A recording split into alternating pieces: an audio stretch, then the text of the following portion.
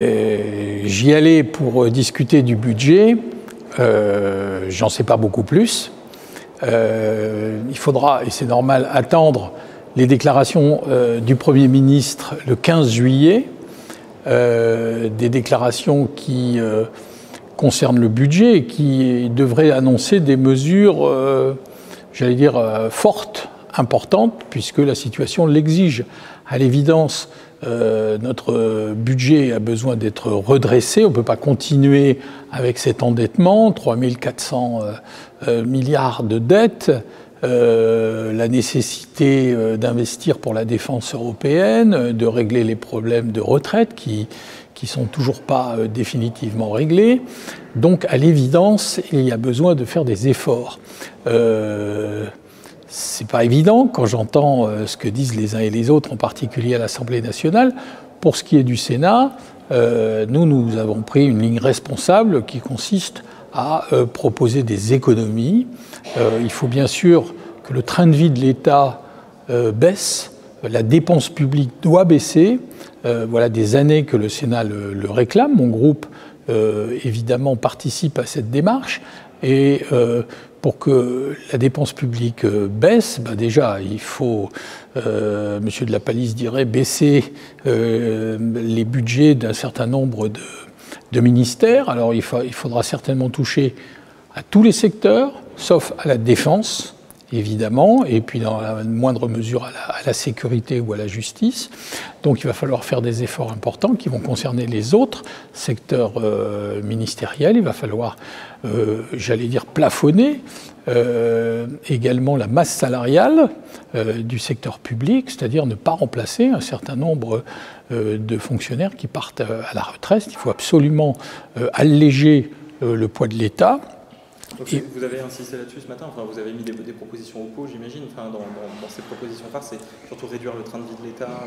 Voilà, et au Sénat, nous avons une mesure qui est partagée par la plupart des groupes de la majorité sénatoriale, qui consiste à proposer ce qu'on appelle une année blanche, un gel, c'est-à-dire ne pas revaloriser, voilà, cette année de façon à faire une économie. Alors, l'inflation, Dieu merci, n'est pas très élevée et évidemment l'économie réalisée est moins importante qu'il y a 2 ou 3 ans si on avait fait la même démarche. Mais je crois que déjà ne pas augmenter les budgets, ne pas revaloriser, ça permet de faire une économie de l'ordre de 10 milliards. Bon, il faut lutter contre la fraude, évidemment.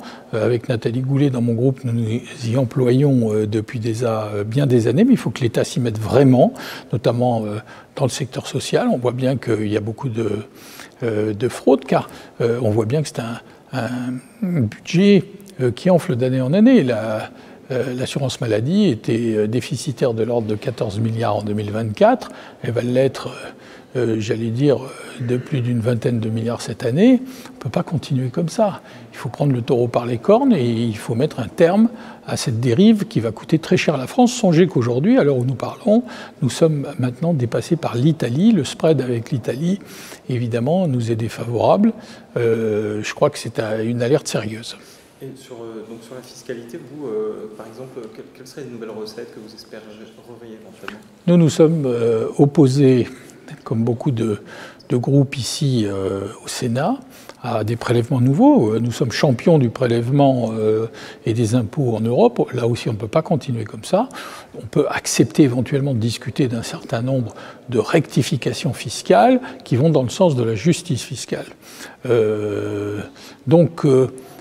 Par principe, ce n'est pas de prélèvement nouveau. Je pense qu'il faut réfléchir à quelque chose qui peut toucher les grandes fortunes, parce qu'il faut des signaux également, puisqu'on demande des efforts à tout le monde.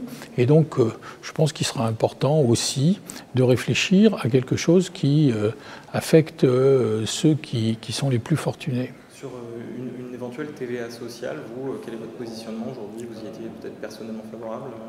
Nous, au groupe UC, nous étions favorables à un renchérissement de la TVA. Visiblement, c'est quelque chose qui n'est pas accepté. Bon, j'en prends acte. Ça faisait partie des ressources possibles. Ça a été considéré comme un prélèvement supplémentaire. On a dit qu'on affectait ceux qui étaient les plus précarisés. J'entends. Bon, il va falloir trouver d'autres solutions. Mais malgré tout, je garde ça dans un coin de ma tête parce qu'un jour ou l'autre, il faudra quand même faire cet effort-là. Vous parliez donc de l'année blanche à laquelle vous êtes favorable. On entend quand même quelques voix dissonantes au sein de LR.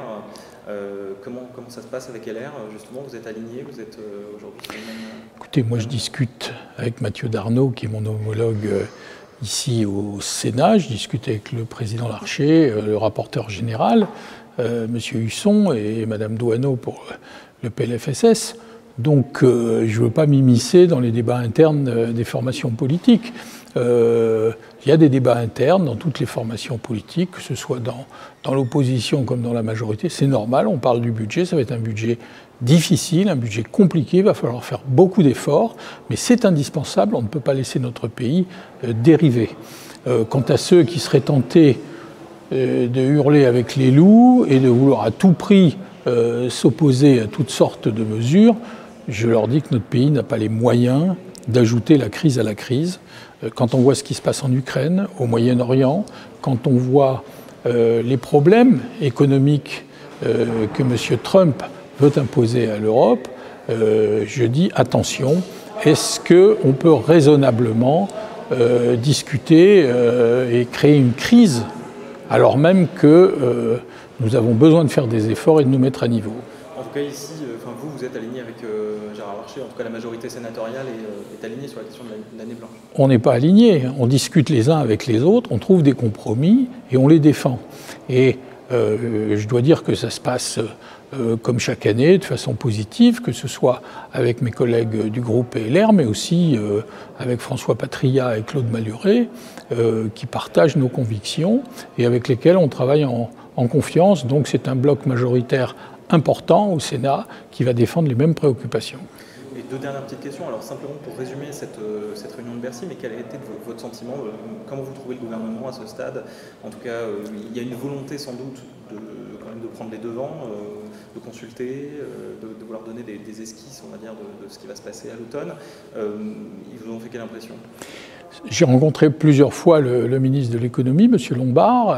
J'ai rencontré plusieurs fois Mme de Montchalin. Aujourd'hui, on les a vus ensemble.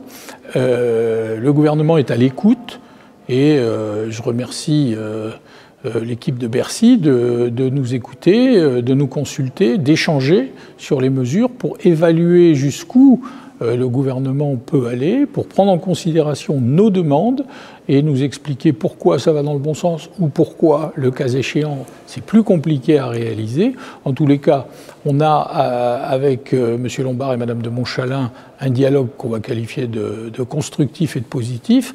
L'essentiel, évidemment, c'est le chef du gouvernement, François Bayrou, qui l'exprimera le 15. On verra la nature des mesures qui seront certainement importantes et fortes qu'il va proposer. Et puis, écoutez, le long chemin vers la discussion du budget commencera, parce que ça n'est qu'à partir du mois d'octobre, évidemment, qu'on va rentrer dans le vif du sujet, et j'espère qu'on trouvera des solutions.